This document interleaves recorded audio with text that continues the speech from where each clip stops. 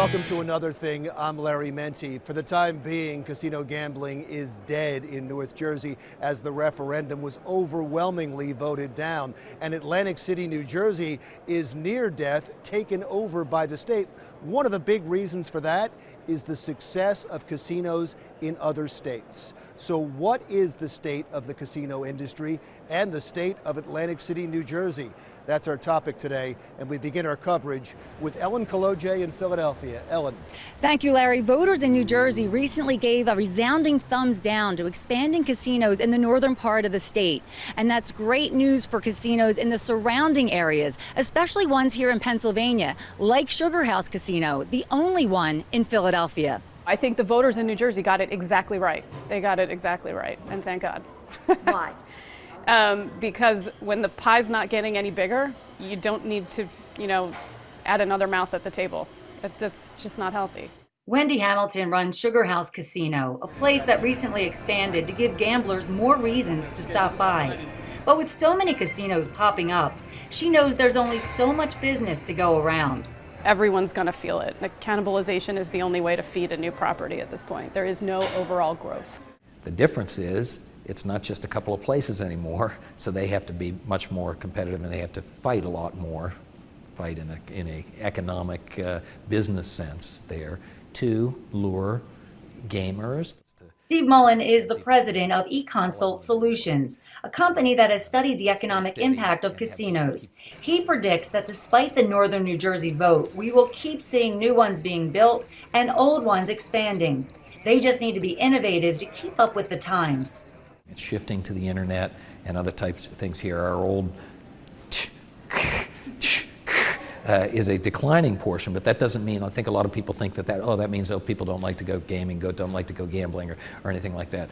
I think it's exact opposite. It is growing. Mullen says 25 years ago, Atlantic City was the only game in town with a dozen casinos. In 2000, you could find 20 casinos in the Mid-Atlantic region. Today, you can place your bets in at least 60 different casinos within driving distance of each other. That's why casinos like Sugar House are trying to adapt and offer visitors a whole lot more. Now you might see a show, come to an event, come for a meal. There's a lot of other reasons to come, and there's a lot of other things to do while you're here. And that was our objective, is to give people, more reasons to choose this property, because it's a very, very competitive industry in this area. So this issue of letting casinos expand to northern New Jersey isn't going away anytime soon. Several lawmakers say they will reintroduce legislation in the future. Reporting for Another Thing, I'm Ellen Kaloje. All right, thank you, Ellen. Now we're going to shift focus to Atlantic City, New Jersey. Right now we're in the convention center at the New Jersey State League of Municipalities Convention, and we are happy to be joined by the mayor of Atlantic City, Don Guardian. Thank you, sir. Larry, welcome back to my hometown. Oh, Good absolutely. And you're a chipper.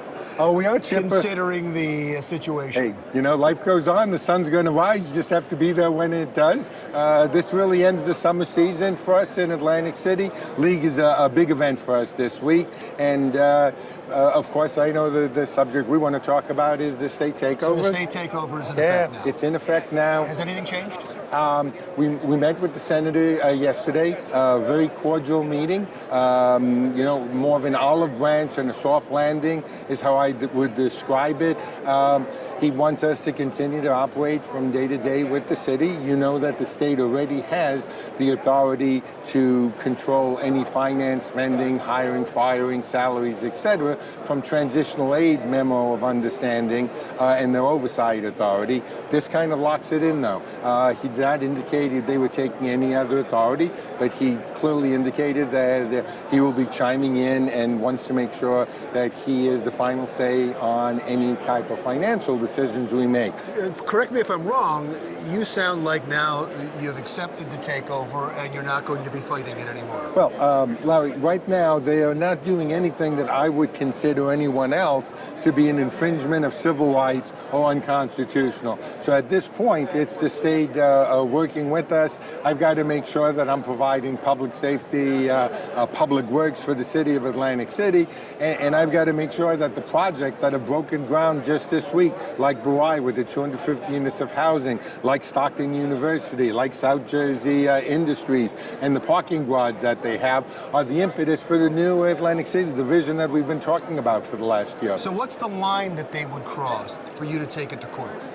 It would have to be the state doing something that we consider unconstitutional. The union contracts? Would be union contracts there, and it certainly would be if they take away all of the authority of the mayor and city council, because we are the elected officials. But there was no discussion of that with the senator, and as I said, we met with the director and the commissioner and the senator, and after I met with them with my business administrator and chief of staff and solicitor, the senator met with the president of city council as well. They've taken away none of your power and none of city council's power, is what you're saying? At this point, they have not, and they said they're not planning to right now. They're going to continue to monitor strongly the finances, because there's no question in my mind, it shouldn't be in anyone else's mind, that we have to continue to cut the cost of government. We're going to be cutting, another 100 jobs or so by the time all the privatization is finished. Does this hurt redevelopment, considering that this happened and the image now is that you're a failed city?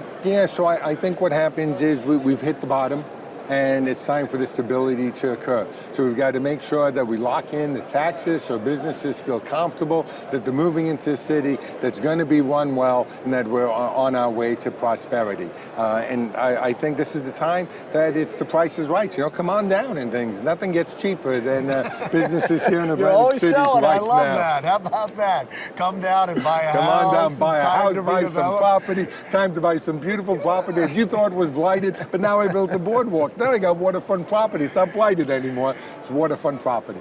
So everybody's been talking about Chris Christie and what he's going to do. Would you like to see him leave? Oh, so I've told you before, no comments about this governor while he's governor. I have to respect him as the highest elected official in my state, and he's my governor. No, I'm not asking you to badmouth him. No, I'm just asking you if you'd like to see him take a position with the Trump administration or a job where he would step down as governor. So, I think that other individuals that would become governors, some have said it very specifically, that they won't allow any of the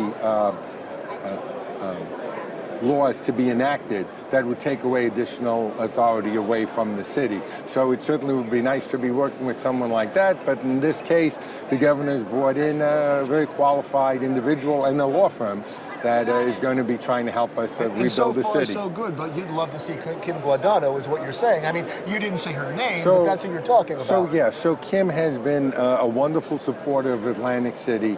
She's done everything she can to try to relocate businesses from out of state into Atlantic City, and I know that she loves the city. And I have to say, this is bipartisan. So, Phil Murphy's been very clear of his vision in terms of education, in terms of not having a state takeover, of pulling troops out if it got worse than this. So right now we have the two leading contenders for governor, both looking to improve Atlantic City and to not do any more of a takeover than there is now. Casino gambling in North Jersey was voted down in the last 24 hours. The head of the Hard Rock Cafe says, I don't care how long it takes, I'm going to put casino gambling at the Meadowlands. Your reaction? I think we've got to see how long it's going to take. I'm very thankful to all of the residents of New Jersey, 80%, close to that voted down casino gambling. It will have killed Atlantic City in terms of us trying to rebuild. So it's no good for us to be trying to be non-casino centric and still taking out half of the existing businesses. He's going to bring it up again in 2 years. It'll be difficult for him to bring up. Like, millionaires control a lot of our elected officials in Trenton, but they took a resounding hit, a loss this time. Right now, I think you'll see a lot of money being spent here in Atlantic City with the existing gaming properties that they wouldn't have spent if casinos were going to North Jersey. In the meantime, let's see how casinos play out in Delaware, Pennsylvania, New York, but I think you'll see every casino that's opening up on the East Coast will dilute the amount of income that's going to the existing casinos, and it'll be obvious that a casino in North Jersey isn't the solution. Good government is the solution. One last question. You talked about millionaires. Let's talk about a billionaire, and that is Glenn Straub. I know you've had your problems with him in the past. Not us. Well, the city did have some problems with him in the past over the power company. There were some problems very early on, at least he says there were, but he says there's none anymore. He's fine. Everything's fine now. So he pays his taxes. If he starts small, he's going to employ a couple of hundred people. If he's able to open up the way he'd like, he's going to employ a couple of thousand people. I got to do everything I can to support the guy. And if he wants to flip it, because he's been so successful, merging the former Revel with the power company and having a successful hotel casino and things like that, and I wish him well. He deserves to make a good buck on it, and I hope the new people running it will be right there with them to make sure that they're successful too. Glenn Straub, who bought the Revel, who is now talking about reopening it, wants to do a lot more reinvestment in the city, or so he claims. So we'll see what he does. And that wraps up our interview with the mayor of Atlantic City, Don Guardian. Thank you, sir. Thank you. And another thing continues right after this.